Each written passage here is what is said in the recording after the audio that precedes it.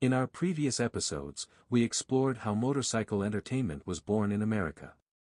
From the first public exhibitions, to the legendary Wall of Death, and the traveling stunt performers who carried motorcycle shows from town to town, every chapter helped shape the future of stunt riding. For decades, motorcycle performances followed a familiar pattern. Riders demonstrated speed, balance, precision, and courage before cheering crowds. Their goal was to entertain while proving what both rider and machine could achieve. But as the years passed, motorcycles became faster, lighter, and more powerful. At the same time, a new generation of riders began looking beyond traditional exhibitions. Instead of asking how fast they could ride, they began asking what else a motorcycle could do. That simple question sparked a wave of creativity that would forever change motorcycle culture. Away from the spotlight of county fairs and carnival arenas, riders experimented with new techniques. They practiced lifting the front wheel, balancing at slow speeds, controlling slides, and linking one maneuver to another. Many of these ideas were developed through years of practice, observation, and experience, not by following instruction manuals, but by learning through trial and refinement in controlled settings.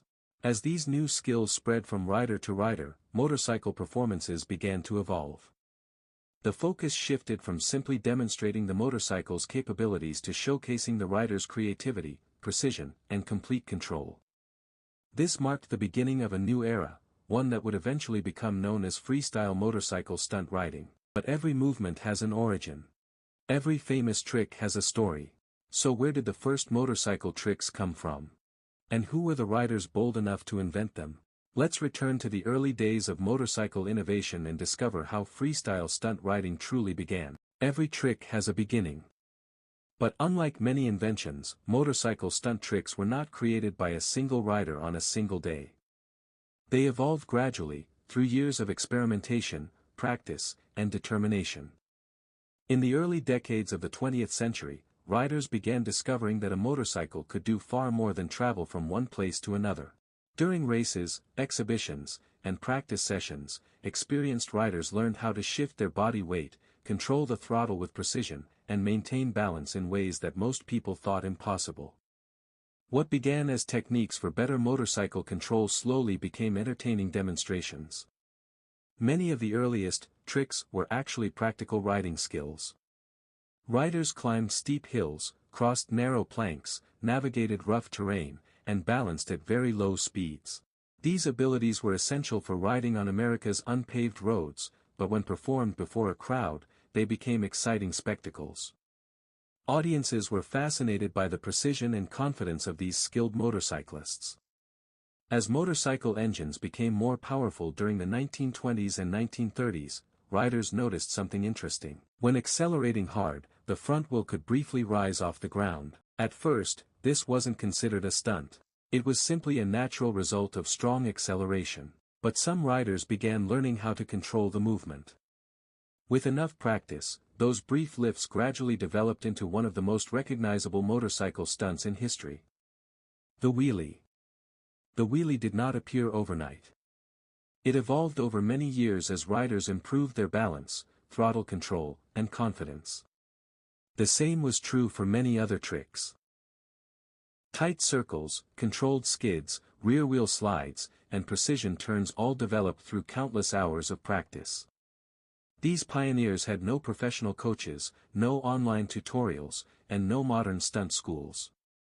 They learned by observing one another, experimenting carefully, and improving one ride at a time. Every successful maneuver became a lesson for the next generation.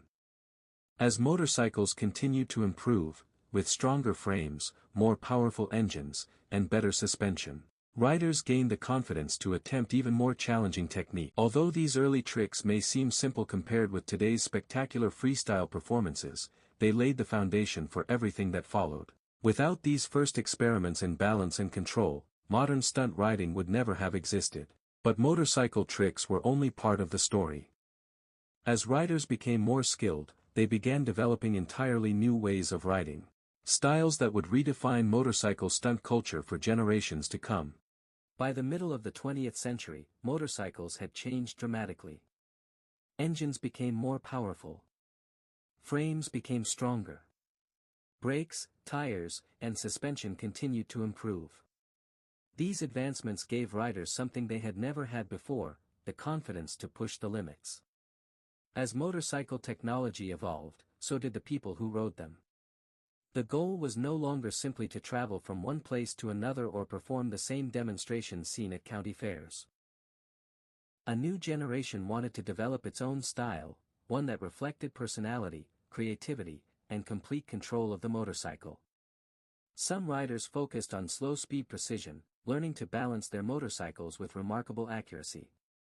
Others experimented with controlled wheelies, tight circles, rear-wheel slides, and smooth transitions between one maneuver and the next. Each rider added something different, gradually creating new techniques that others would learn and improve. Unlike formal racing, there were no rule books explaining how to perform these skills. Knowledge spread from rider to rider. Friends practiced together in closed areas, watched each other's movements, and refined techniques through patience and experience. What one rider discovered often inspired another to push the idea even further. As motorcycle clubs, gatherings, and exhibitions became more common, riders from different regions met and exchanged ideas. Styles that began in one city soon appeared hundreds of miles away. Over time, these local innovations blended together, creating a richer and more diverse stunt riding culture. The arrival of lighter, more responsive motorcycles during the 1970s and 1980s opened the door to even greater possibilities. Machines that were easier to control encouraged riders to attempt combinations of tricks instead of performing only one maneuver at a time. This marked an important turning point. Stunt riding was beginning to develop its own identity. By now, motorcycle performances were no longer just about speed. They were about rhythm, balance, precision, and originality. Every rider wanted to bring something new to the performance, something the audience had never seen before. It demanded countless hours of practice, deep understanding of the motorcycle, and unwavering concentration. The pioneers who experimented with these techniques may never have imagined how influential their ideas would become. As these riding styles continued to evolve, they eventually gave rise to organized performances, professional stunt teams, and a completely new era of motorcycle entertainment. The age of freestyle motorcycle stunt riding had arrived. By the late 20th century, motorcycle stunt riding had entered a new chapter. What had once been simple demonstrations at county fairs had grown into a unique riding discipline with its own culture, techniques, and dedicated community. Motorcycles had become lighter, more powerful, and easier to control. These improvements encouraged riders to experiment with longer wheelies, tighter turns, controlled burnouts, and combinations of skills that demanded exceptional balance and precision. Instead of performing a single trick, riders began linking several maneuvers together, creating smooth routines that highlighted creativity as well as technical ability. Across the United States, groups of riders met to practice, exchange ideas, and inspire one another. Organized exhibitions and motorcycle events provided opportunities to demonstrate new techniques before enthusiastic audiences.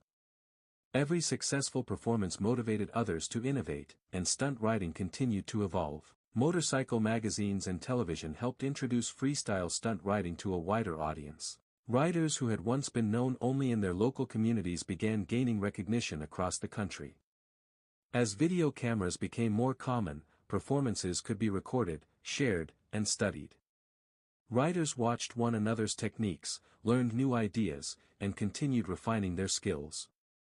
Motorcycle festivals and exhibitions soon added freestyle stunt shows to their programs. These performances attracted large crowds because they combined technical skill, confidence, and entertainment in a way that was unlike traditional racing. The rider was no longer competing to cross the finish line first. The performance itself became the main attraction.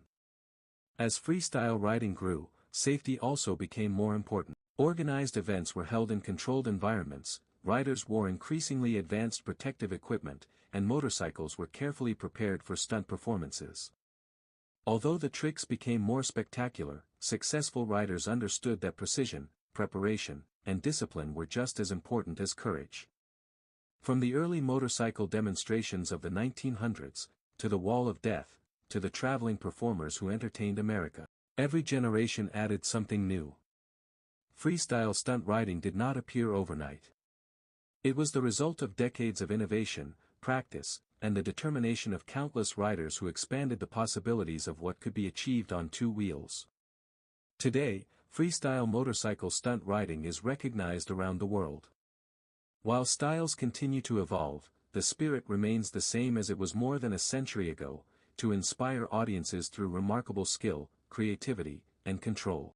The journey of motorcycle stunt riding was far from over. Its influence would soon spread beyond America, inspiring riders, competitions, and motorcycle cultures across the globe.